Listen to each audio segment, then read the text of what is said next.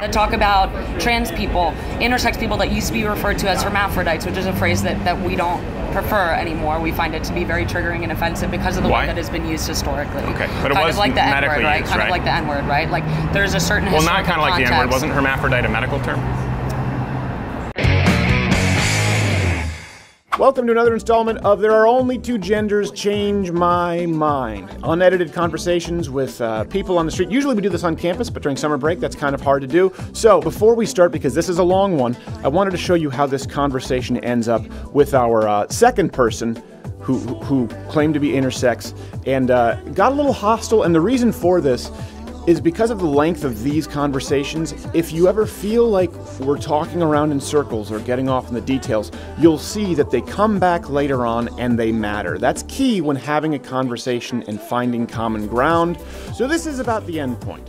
Well, no. The biological makeup of a brain is not societal. The biological makeup of a brain is biological. But what I'm saying is right. So what I'm saying, the brain that you call the male brain or the female brain, with what you're saying. You did, not me.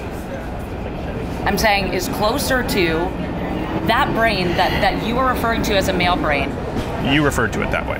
So I want to make sure I'm correct that you believe there is a male brain generally and a female brain generally. I'm not going to say yes to you when I'm explaining my answer, when I'm giving you my answer. Okay. My answer is what you are referring to as a male brain is more... But I didn't. You did. That's why it's important. You brought this up, male brain and female brain. I'm trying to understand what you brought up. I didn't bring up male brain, female brain. So that context matters because we are going to rewind all the way to the beginning, where you can see that intersex girl works for this person who approached me, transgender male to female Danielle Skidmore, actually running for Austin City Council in District 9. How are you?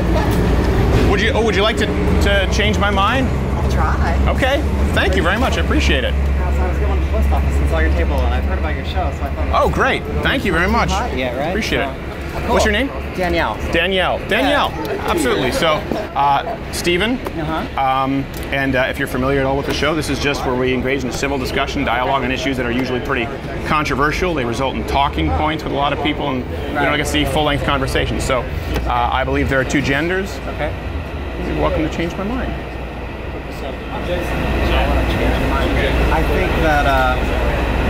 I think human biology is really complicated.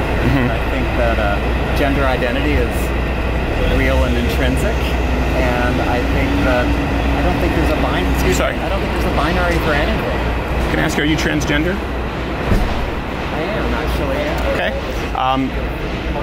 I'm sweaty this morning. That's okay. No, and it's funny. I was walking down the street and I was like, oh my gosh, this is a sign, right, to have this conversation. So, what do you believe is wrong, I guess, about my statement? You said there's two genders? Yeah. I think I've come to realize, so I'm trans, right? Yeah. And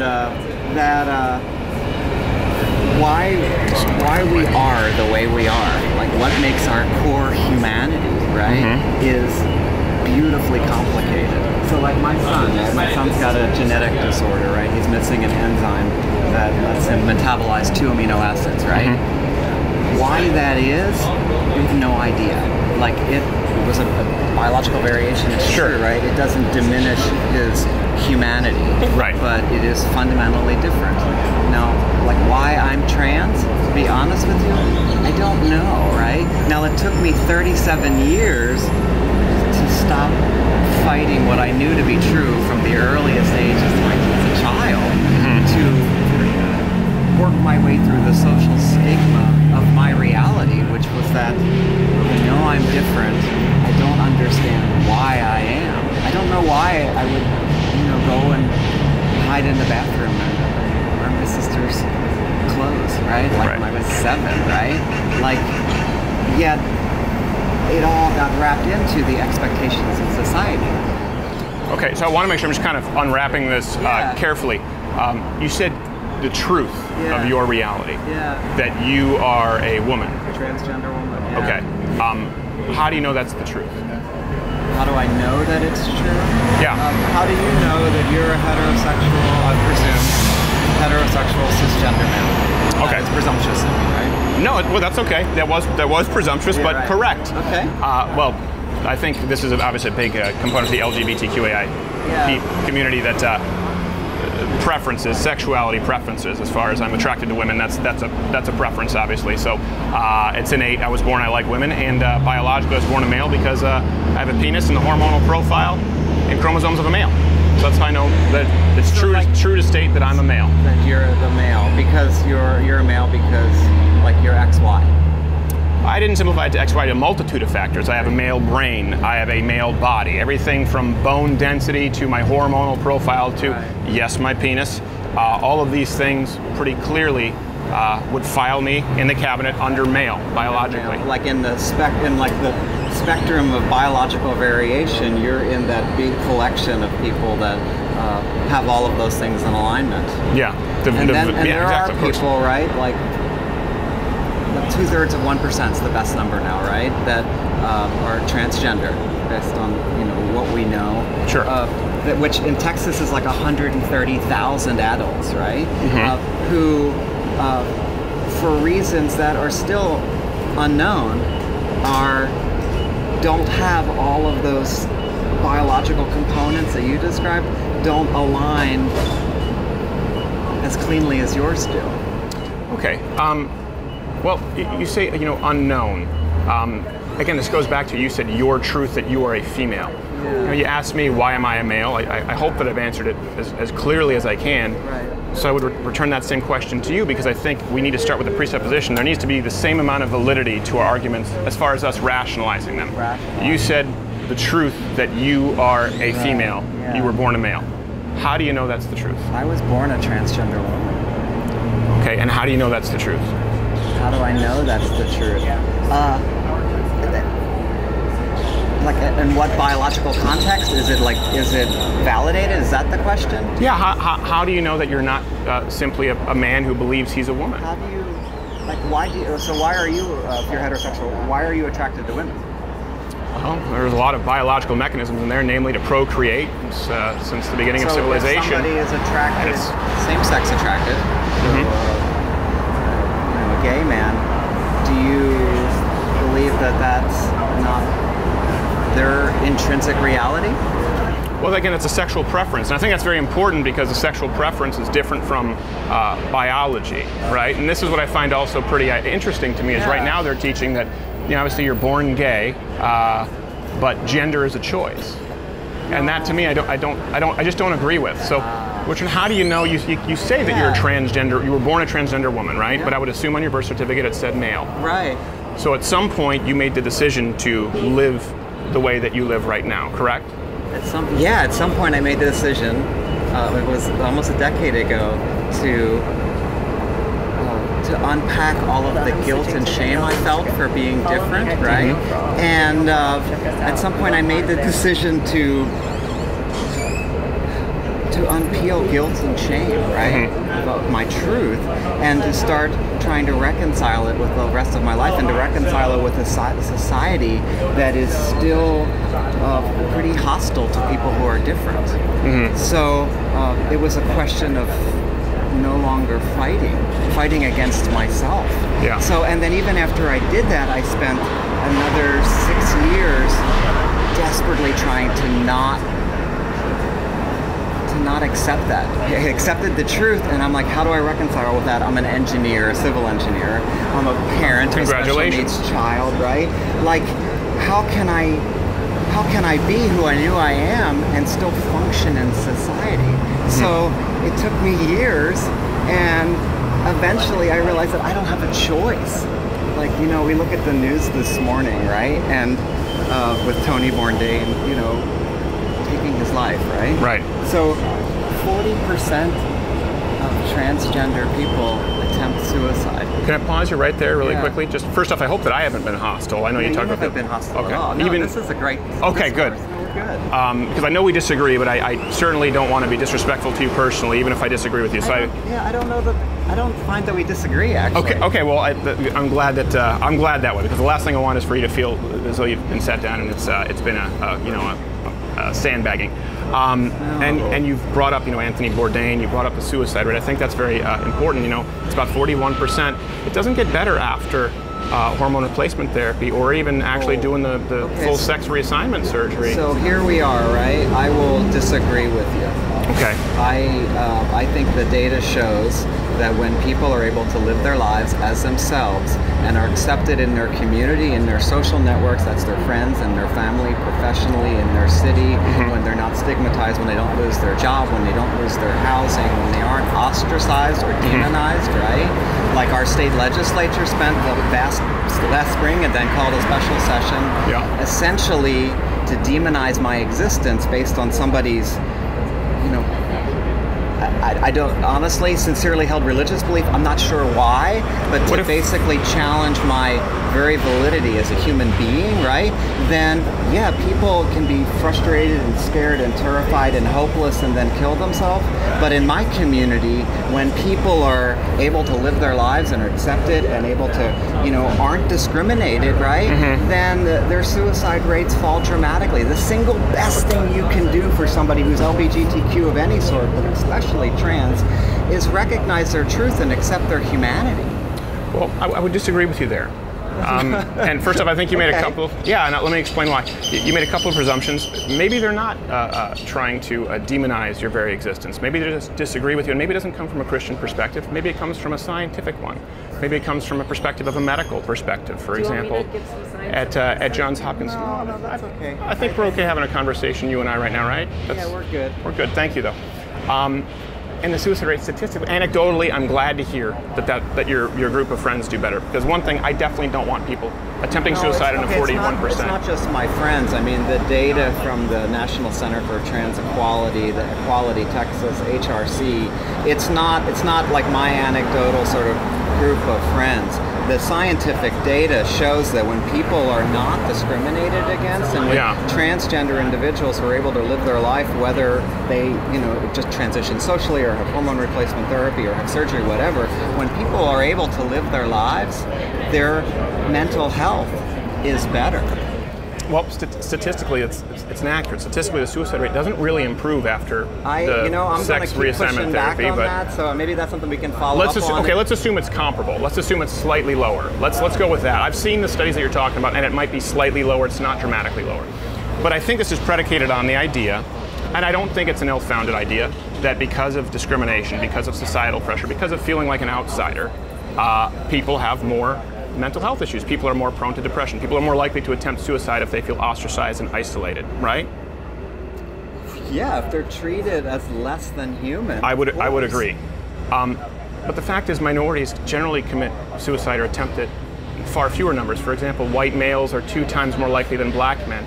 The transgender attempted suicide rate is higher than American slaves or Jews in concentration camps.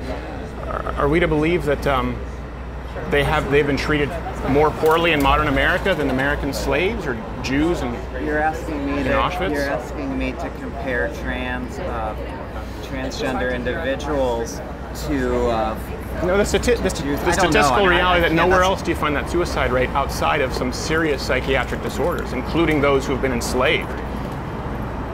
Which might suggest again that this is not a truth, as you said. People may perceive it as a reality, but it may not be ideal to treat it just telling people that that's the truth, that's the reality, when it's in conflict with biology and their hormones and their brain and their biological makeup, because it can have catastrophic results. And how many genders are there? Because now we're talking about non-binary, right? How many genders are there? I think gender is a continuum.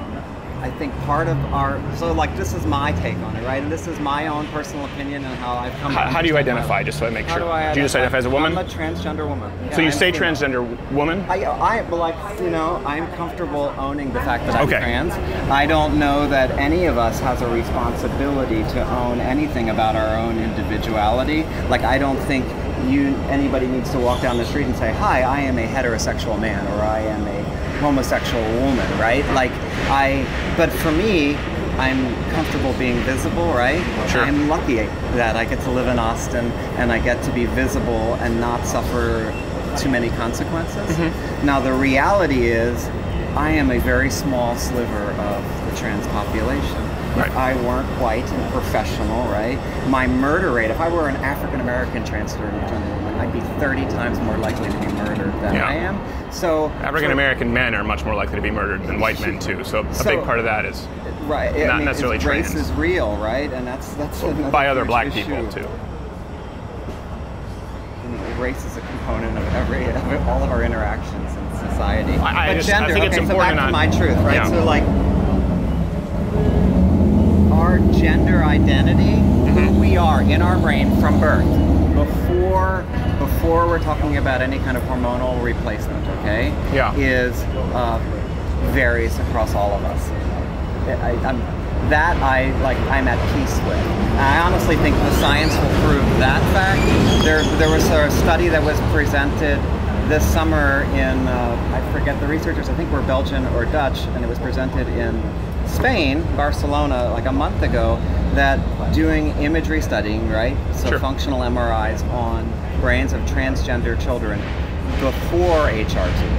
Okay, so there have been some studies that have done in the most past famous that study was the Rometty study. was done with folks who might have been in transition or post-transition. Yeah. And this study has been children who identify, at a young age, pre-puberty, many, before any kind of medical intervention, and the studies are showing changes in differences in brain structure that are independent of whether somebody is sort of estrogen dominated or testosterone dominated. Could you describe brain changes? What do you mean by that? You mean what the studies were showing? Yeah. I don't know, because I haven't actually read the the paper itself. I read the abstract for the information. I just want to make sure I'm understanding, because we just jumped around a bit. I just want to make sure I'm understanding what you're saying. So you're saying there's a more recent study that showed children pre-transition, let's say a boy who identified as a girl actually had brain differentiations from the standard male brain, deviations. So a transgender girl, right? Her brain has structures that they're observing with imagery now that are more consistent with cisgender girl, okay, than they are with a cisgender boy. Okay. Regardless of chromosomes, regardless of external genitalia. I haven't read this recent study. I'm very familiar with the Rometty study, and then the more comprehensive study afterward, which said that the changes only occur after hormones are administered. But it is interesting that you bring that up. So that would presuppose then that there is a male brain and a female brain. Yeah. Right? I think there is a male brain and a female brain. Okay. So then that would sort of that would have to dispel the idea that gender is a social expression, because you said it's a spectrum. But if there is a male and a female brain, so that's a good point, right? Then how can someone be born with a male brain as a female? As humans, I think our gender identity, okay, is real and intrinsic and based in biology.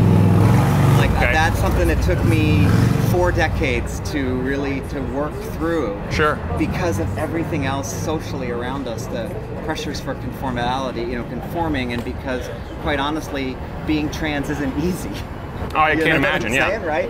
So, and all of my friends, everybody that when I finally came out and started coming out, and I have building this huge trans community, my circle of trans friends, almost universally, when we talk to each other, we all have the same lived experiences, that we knew this from a very early age. And what we struggle with is, how do we reconcile that with the rest of society? So yes, I think gender is real and intrinsic. So you do believe there's a male brain and a female brain? I think that all of our brains very beautifully so, and I think that there are brains that are primarily male or female. I think there are brains, when we talk about somebody who might be gender non-binary, who are somewhere in between. They are. I don't think that there's a binary for anything. But your point about the how many genders are there? How many genders are there? Because you talked about demonizing people, and I don't want to demonize anybody. No. And I don't want. Noisy. Sorry, it gets a little noisy. The last guy was going out with a Harley. It's Rat Rally this weekend. Oh, is it? Okay.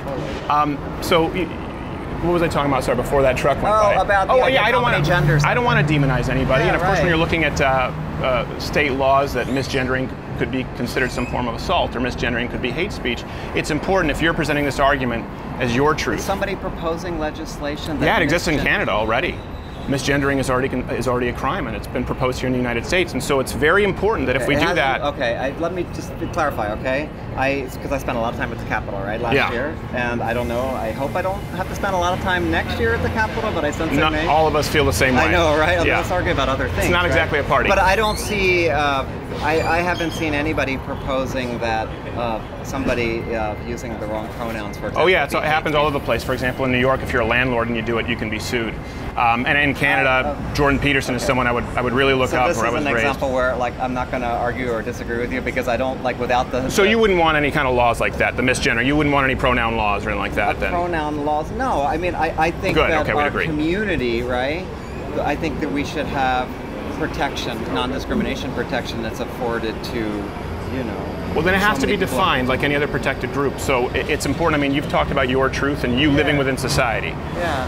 I think the issue with people who disagree with it, first off, the biological basis, obviously the suicide rate, there are a lot of concerns, but also right now we're restructuring all of society, Western society, to accommodate less than 1% of the population. How are we restructuring? And if we're going to, if I may just finish, Yeah, please. if we're going to do that, I think it's important for me to know Yeah. if I need to use the right pronouns and not be accused of demonizing someone, even accidentally. How many pronouns are there? How many genders are there? Okay. Well, let me push back. Okay. I think if you use the wrong pronoun, right? If I said, that if I use she, her for you, right? Sure. And made a mistake, right? That's a mistake, right? And if somebody... I think it would be a deliberate insult. You're not making. This wouldn't be a mistake. You looked at me and assumed, as you said, male, heterosexual, and that's fine. I have no problem at this with it. point, if I chose to use she, but if I'm talking and I say, she instead of he, or make like just that, right? Get it wrong, and then somebody says, hey, it's she, right? It's a term. It would be respectful, right? What if someone says Z? What if someone has a different gender that's not in the binary and wants a new pronoun? And what if I won't be compelled to use their language? Right? So languages. How many genders are there? How many genders? How many are there? pronouns are there? What do we do with people who don't use the proper pronouns? I think we treat everybody with respect, right? So if you came Sure. to me and said, I would prefer that you use they, them, right? Because I'm non-binary, or Z0, okay? Which is like... a new term, yeah. Which is actually an old term. Z0 is older than they, them, right? And linguists will debate, which is more linguistically correct. And I think that, language is an attempt to describe our society. So if you asked me to use they, them, I would work to use they, them because I want to respect you, right? But now, what if I inadvertently said he, right, instead, I wouldn't consider that hate speech, right? Well, for example, I asked you if you were transgender when you sat down. Yeah. I've asked people that who were transgender, and they were immediately very offended. Yeah. But again, I have to know so that I don't misgender you, so that I don't get into trouble. This is a society we created. It divides us more than it unites us. And I tried to ask you in a respectful way with that, but I don't think it divides us at well, you all. should have seen this lady in Ann Arbor. She wasn't happy about it. She wasn't happy that you asked? Yeah, transgender. Well, I think it's a very personal question, right? And I don't think it's very. If we go back to how many genders are there, how many pronouns are there, if we're going to restructure society, I think we need to know. Yeah, but let's go back to why does my gender identity, in normal moving about society, right? Yeah. Why does whether I'm trans or not matter to you?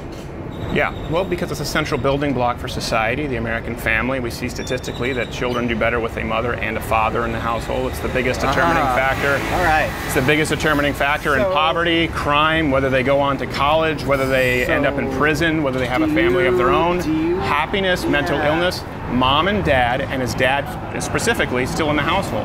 I mean, we talk about these social programs, welfare, we talk about improving education. If we could have more families with a mother and a father with the children, there would be nothing that could affect the productivity and the outcome for children. You. Yeah. Am I a lesser parent to my son because I'm trans? I believe that all children, blanket statement, do better with a mother and a father in the household. What about that family arrangement is intrinsically better than a mother and another mother, or two fathers, or a mother and a transgender mother? It's a fair question. I believe that. What about it is better, other than it's not the majority? Right. But how is that intrinsically better? Right. Well, the reason the statistics would reflect that as far as productivity and outcomes with children is because, and in my, so that these are the statistics, my opinion, and again, you have a lot of sociologists and scientists who look at this. I think it's pretty straightforward. I don't believe that two mothers can provide everything that a mother and a father can provide a child, and I don't believe that two fathers can provide everything that a mother and a father can provide a child. I don't believe men and women are interchangeable, and I think that's the core issue right now. Okay, and when we say gender's non-binary, that's a spectrum, and we haven't gotten definitive answers on any of this. We're saying that gender is definitive answers. That's the. I think we do. I think we do. Yeah, I don't know that we do. I don't like in my life when I'm moving about the world, right? Yeah. When I'm practicing as an engineer, taking care of my son, like what do my chromosomes look like is not. It has nothing to do with how I'm able to interact in society and how I'm able to take care of him. And I think it has a lot to do with it. I'll tell you my lived experience is that I am just as capable of taking care of my son now as I was before, and in many ways better, because I'm no longer fighting with the crushing burden of knowing something to be true, right? And not being able to live it. So then when you talk about people in a family that is a mother and a father being somehow healthier for children, I come back to so much of the health in our families and in our lives has to do with everything else in our social stigma that we're living with. So yeah, you know something, my reality now as living in your world. You keep saying my reality, my truth. My truth. What's the reality? The truth, I think, is what matters to find common ground. What's my the truth? truth? Is the truth for me. It's that simple. That's just another way of saying my truth. What's the truth? Biologically, what's the truth scientifically? The truth biologically is all creatures are phenomenally complicated, and the truth biologically is different for every one of us. Peter's truth biologically is different, but it doesn't make him any less human. No, it doesn't make him any less human. So there's no truth. There's just like an 8-week-old fetus is no less human than a baby, and that's why I'm pro-life. This is human DNA. This is a genetic code that determines your. So then the idea. No, I don't think that anyone is less human. Just like I don't think so. Listen, I have family members who are bipolar. Right, but I've had suicides in the family with people. What you keep saying is that my truth is I'm not really able to say a whole lot. I haven't really gotten many words in. I haven't really been able to express my opinion, but I'd continue. Well, I want to, and then. I think my truth and the truth is the question that I'm trying to figure out. Yes. Is that what I hear from you when you keep saying what is the truth is that there is one singular answer for what it means to be human, or what it means to be male, or what it means to be female. We're specifically discussing gender. That for gender, and what I'm saying is there's not. There isn't. There's never been through history. There's never been. When you look at literature all the way back into the Bible, it reflects. The historical record reflects that our biology, our humanity has always been beautifully complicated. So it's not. This is not. I don't disagree with that statement, but I do disagree with the idea that gender is a spectrum, and that there's a limitless amount. I just disagree with that. Yeah, I know. There's lots of people. I know. I know you do, right? What was your name again? Danielle. Danielle. Thank you, Danielle. I appreciate you taking the time. Too. It's good. I hope this has been productive for you as well as myself. I really do appreciate you sitting down and we're having a civil dialogue, even if we disagree. Listen, honesty above civility, but I think you should have both. Can I make a request? Yes. Actually, is that imagine a world where people were debating whether you were as legitimate in your humanity as you. I'm not debating that you're legitimate in your humanity. I know, just as I'm not debating that my relative who's bipolar is legitimate in humanity. But I'm saying, imagine a world where you are. Yeah, but I'm not. I'm not suggesting you. I'm talking about our society right now. I think you're misconstruing. I think if someone says there's two genders, you think that's demonization. No, I think that's demonizing. I'm asking you to have to go into your headspace. Sure. Imagine navigating a world where people come up and actually challenge your legitimacy. Yeah, which I've done. My truth, right, the truth. Which I've done. I'll grant you that I've done. Yeah, and imagine living in that space where strangers can debate whether or not you are as legitimate.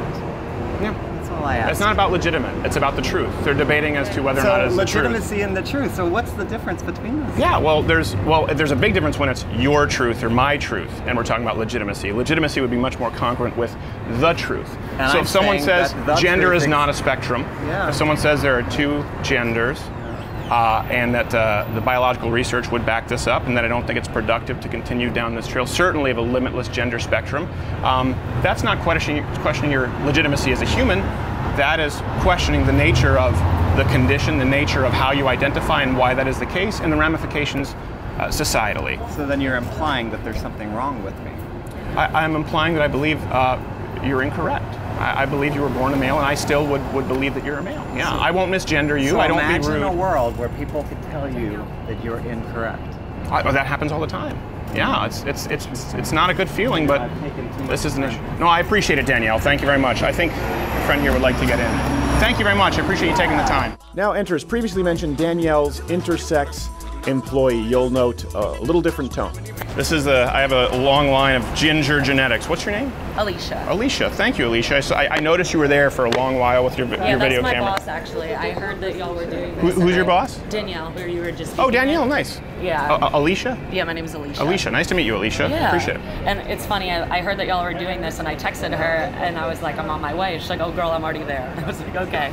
Okay. So yeah. It's kind of a double team action. Not on purpose, but just kind of accidentally. And that was fine. a weird phrasing of that, too. But anyway. How so?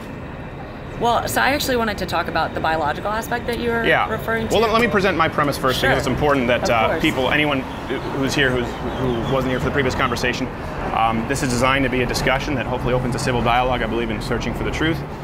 My presupposition is that there are two genders, and if you would like to change my mind on that, you're more than welcome.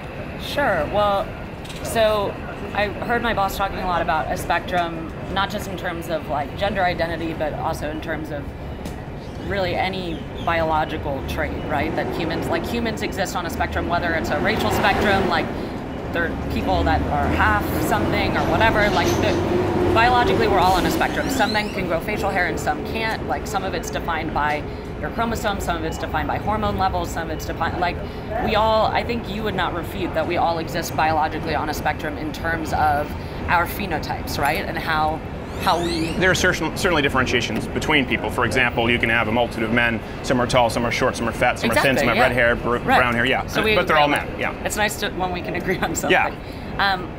Well, so in terms of that spectrum, and where I hope that my existence can shed some light for you, I was actually born intersex, which means that you would never know this, and no one who's ever been with me sexually would ever know this either, but I was actually born with XY chromosomes, and so instead of having a uterus and ovaries, I had internal testes that were then removed from me by doctors who come from kind of your perspective and some similar perspectives, that we need to normalize people to fit these society-driven standards of what a human is or should look like. But so for me, my question for you is, if I irrefutably was born intersex, I can... That's okay. You don't. I'll just I go. don't need to get my birth certificate. No. Yeah. Thank you. That was another thing. This whole birther thing, right? It's proving. Birther? Basic truth. Yeah, the whole birther movement, right? Needing to show our birth certificates to prove our legitimacy as humans. I'm thinking back to Trump and Obama and everything. Anyway, that's not where I was. Yeah, unrelated. Unrelated. That was silly.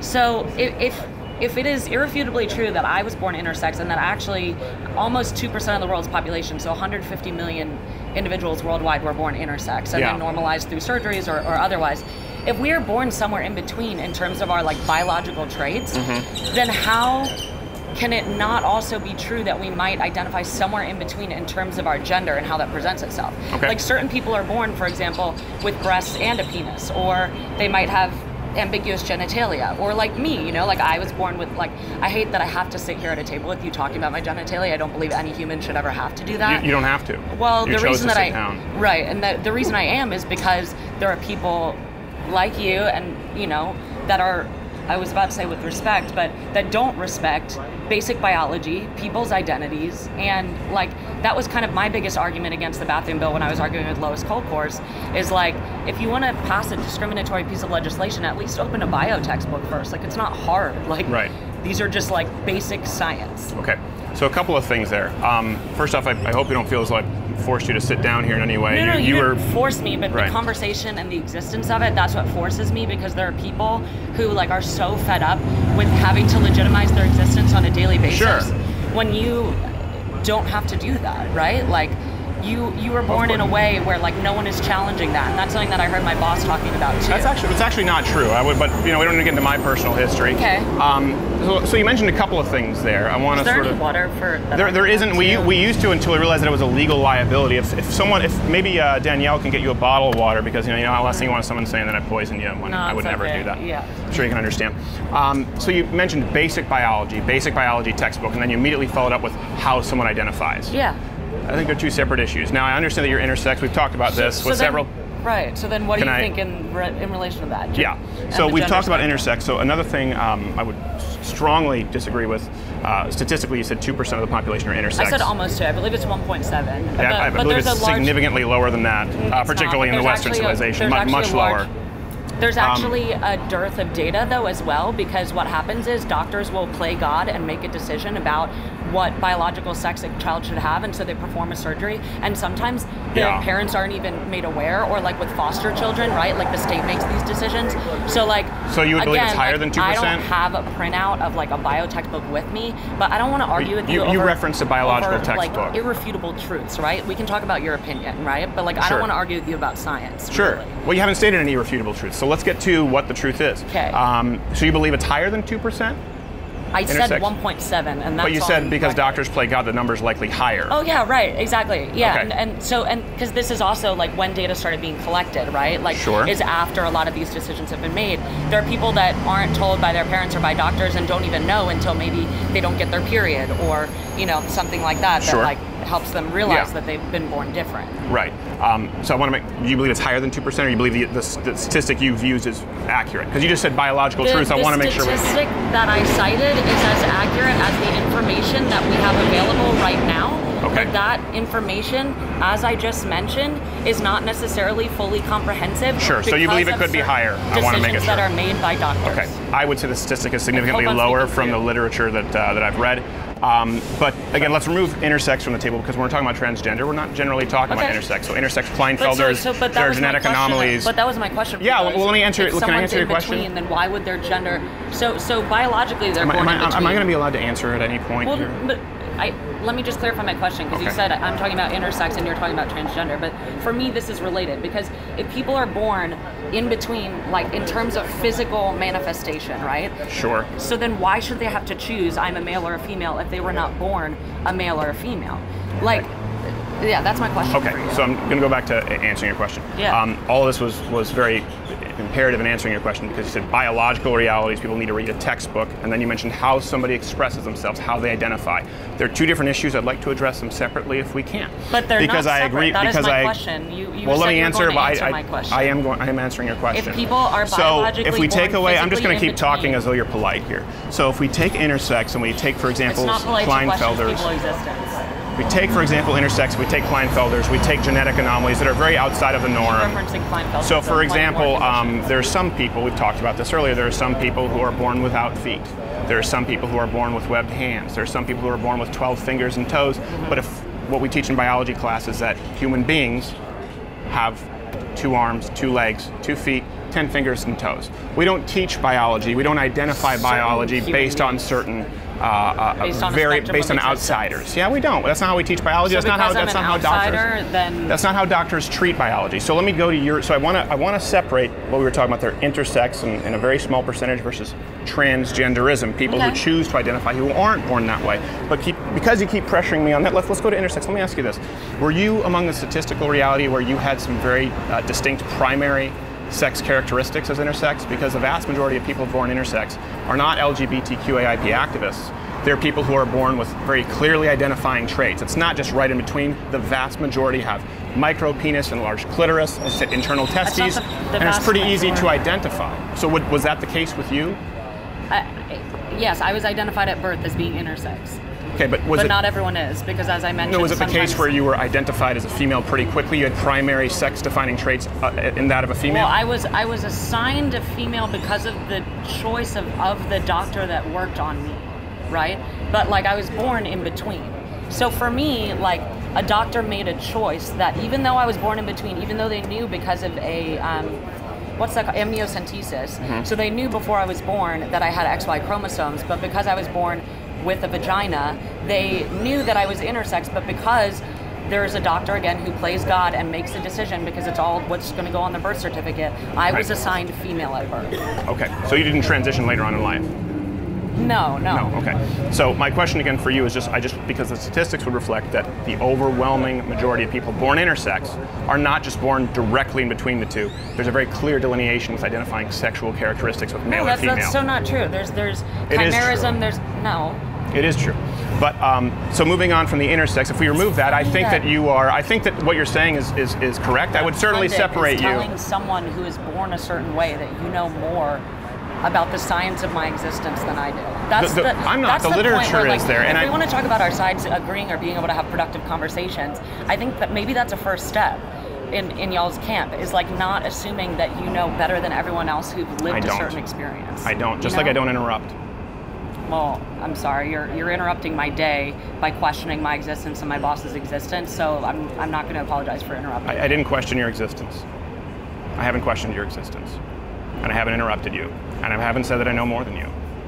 Only you have done that in this conversation. So right now we're at a crossroads. We want to continue with this conversation and it to be civil and to disagree. I'm just glad this is being televised or whatever, recorded. As am I. I look forward to watching it after. So if we remove intersex and very small percentage of outliers, let's say it's the 1.7, I don't agree, but we'll go with that. Now we're addressing the transgender issue, that gender is a spectrum. So yes. Why? How many genders are there? Why do we go with that? Because it's very separate from genetic anomalies of intersex. Right. Gender is a societal construct. So, as my boss mentioned, there is a spectrum. So some people identify purely female or purely male. Some people identify in between. You already talked about the different pronouns that are available. And it's based on your something intrinsic that you were born with in your head. So we've proven, for example, that in terms of sexual orientation, that being gay is not a disorder. It's just like a biological reality. It's a human condition, right?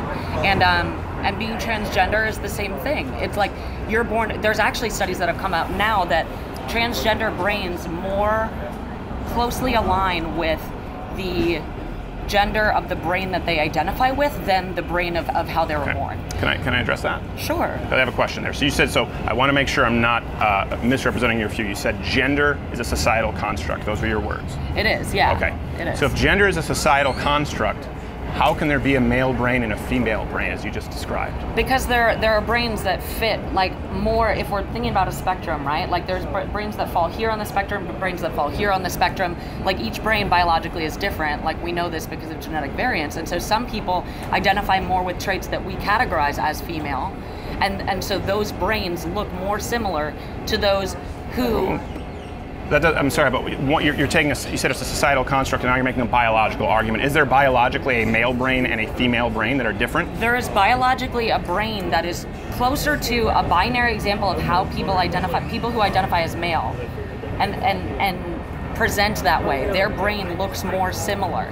And so even if they have been born with a body that, based on what we talk about in society, or, phenotypically, like having certain like genitalia or, gonads that we would say are female, their brain still looks more biologically similar, like when doing a brain scan, to someone who identifies as male. Like there are certain types of brain that exist on that spectrum. Can you see how for me that's not a super clear answer? And I want to make sure that I don't get your presupposition incorrect.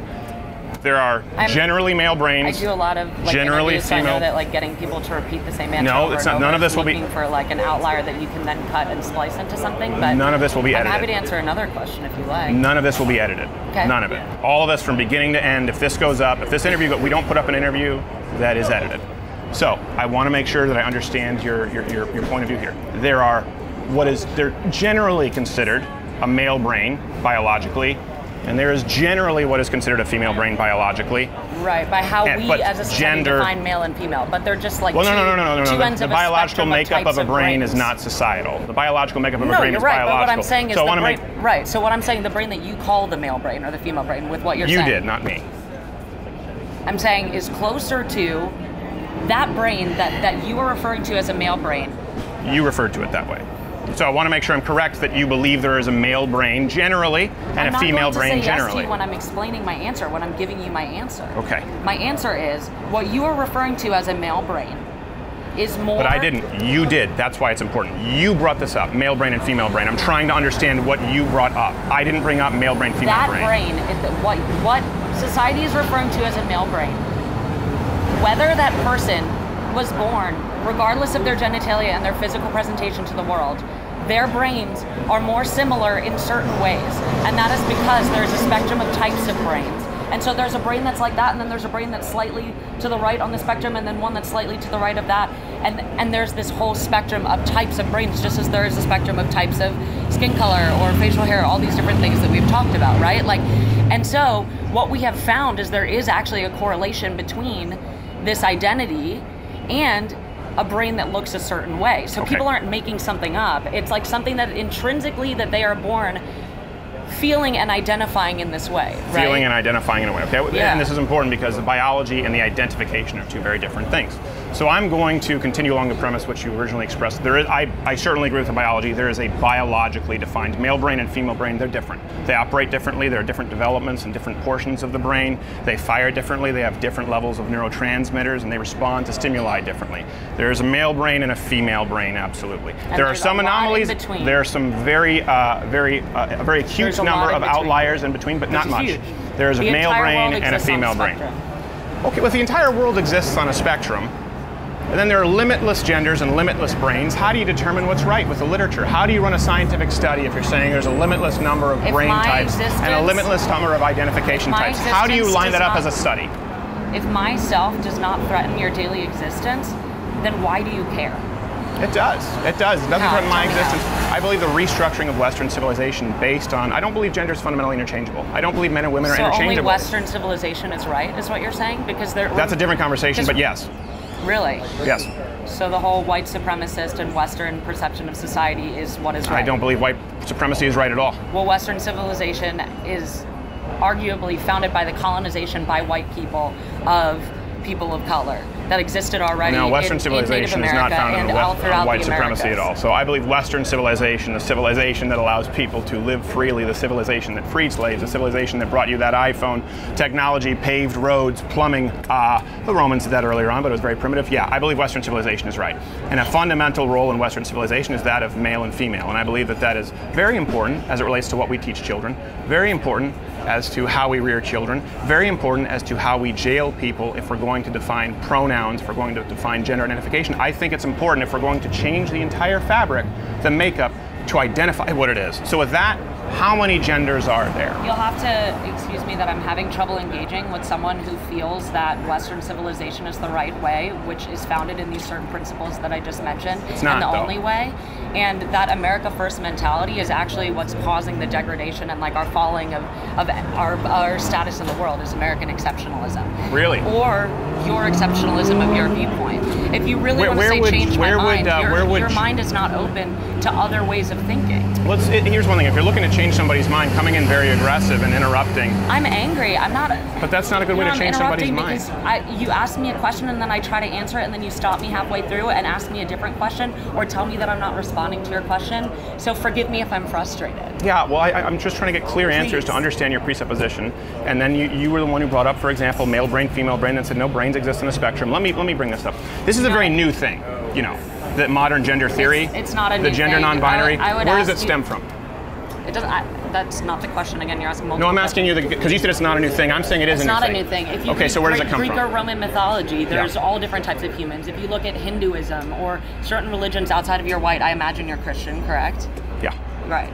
Outside of that societal and worldview, there are a lot of different texts that are very, very old that talk about all different types of people. Yeah. That talk about trans people, intersex people that used to be referred to as hermaphrodites, which is a phrase that we don't prefer anymore. We find it to be very triggering and offensive because of the way that it's been used historically. Okay, but it kind was of like the N-word, right? Used, kind of like the N-word, right? Like there's a certain well, historical not kind of like context. the N-word. Wasn't hermaphrodite a medical term? No, now the medical term is intersex because the medical community understands that certain phrases then are used to marginalize other human beings until people stop Was it a using medical them. term? and so people stop using them. Was it a medical term?